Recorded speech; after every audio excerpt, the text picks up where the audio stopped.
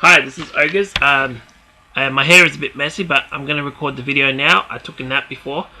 This is a review on NXT Takeover Stand and Deliver Night 2, which I watched yesterday.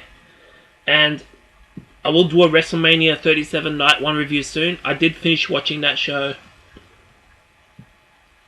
just before 4:30, so that was over 5 hours ago. I did watch it an hour later than usual. I watched the pre-show, and then I started watching the show from the beginning live, 12 o'clock. So 2 hours after it started. So it took me all the way until after 4 o'clock with the rain delay. So it finished what? As it aired live, that show finished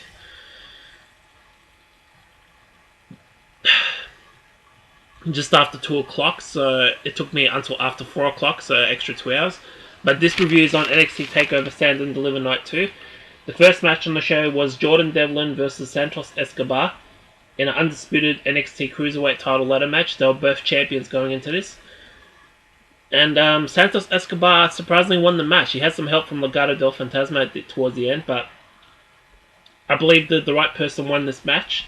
Because Jordan Devlin, he won the title more than a year ago, but he hasn't... I don't really... I need to look up his title defenses to see if he's actually defended the title before. So yeah, that was that match. In the second match on this takeover is The Way, Indy Hartwell and Candice LeRae versus Shotzi Blackheart and Ember Moon, who are the NXT Women's Tag Team Champions, and it's a NXT Women's Tag Team title match. And Shotzi Blackheart and Ember Moon retained the title by pinfall after Shotzi hit the senton on Indy Hartwell, and they retained their titles.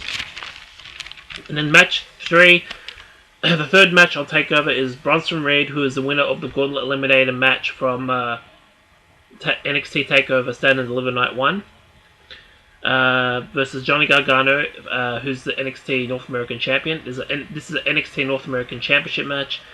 Gargano eventually won by pinfall. Wasn't an easy match, but he focused on Bronson Reed's ribs, and eventually I think he hit a DDT or something, some sort of move to win the match. And then the co-main event of NXT TakeOver Stand and Deliver Night 2 is Karrion Kross versus Finn Balor for the NXT Championship. Finn Balor is going into this takeover, I think he was 7 months as NXT Champion at this point, so he was like...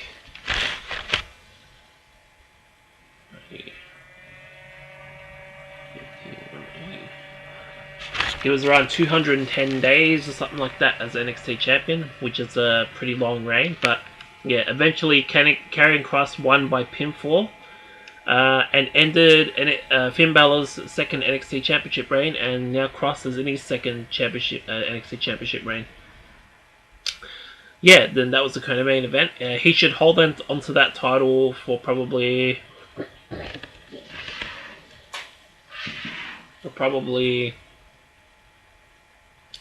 maybe 6 months, maybe for the rest of the year until probably early 2022, but we'll see what happens. And then the main event of this takeover is Stand and Deliver Night 2 is the 5th match of the show, and the main event is Kyle O'Reilly versus Adam Cole in an unsanctioned match. It went for over 30, I think it was 40 minutes, including the entrances. And Kyle O'Reilly eventually won by pinfall. They beat the crap out of each other. It wasn't like the Unforgiven 2008 unsanctioned match between Shawn Michaels and Chris Jericho, but it was up there in terms of how brutal it was, and there was new spots I haven't seen before. The problem with it, though, is it went too damn long. It felt like the last man standing match between Edge and Randy Orton at WrestleMania 36. Went way too long. It wasn't in front of a live crowd. That I would have given it a pass if it was. But it was a small audience. It should have been at least 15 minutes less than what it was. It should have been 20 to 25 minutes, because the first 20 to 25 minutes were great. Then they should have went into the finishing sequence. But they dragged it along, and it lost me until what they did at the end. But anyway, I thought, compared to night 1 of NXT Takeover Stand and Deliver, I thought this was better in terms of the matches, but in terms of the overall quality, I think night 1 was better. But night 2 was still very good. I would give it actually a 9 out of 10. Not quite 5 stars like night 1 was, but I'd give it at least 4 stars out of 5 in terms of the overall show, the overall takeover. Yeah, the overall takeover for me, including night 1, so both nights, would be 4.5 out of 5. Way better than AEW Dynamite. That show has been tanking recently. I think the last Dynamite, this is not about Dynamite, but the last one I really liked was probably,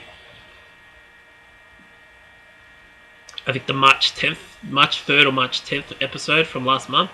I'm gonna go back and watch those. Anyway, that's not related to NXT anymore, because they're no longer in direct competition. Because NXT is going to Tuesday nights, and it will be Wednesday nights for Dynamite. So we'll see how it goes in the ratings. But yeah, that was NXT Takeover Stand and Deliver Night 2. I thought the best match on the Takeover was Karrion Kross versus Finn Balor for the NXT title.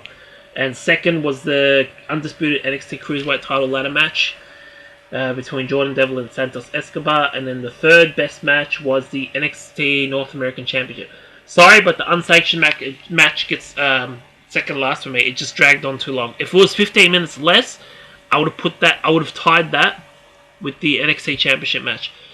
But yeah, let me know what you thought about the NXT Takeover Night, Stand and Deliver Night 2.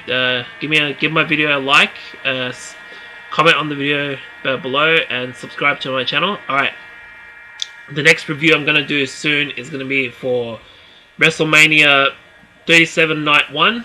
It's going to be immediately following this video because I am a little bit behind in recording videos.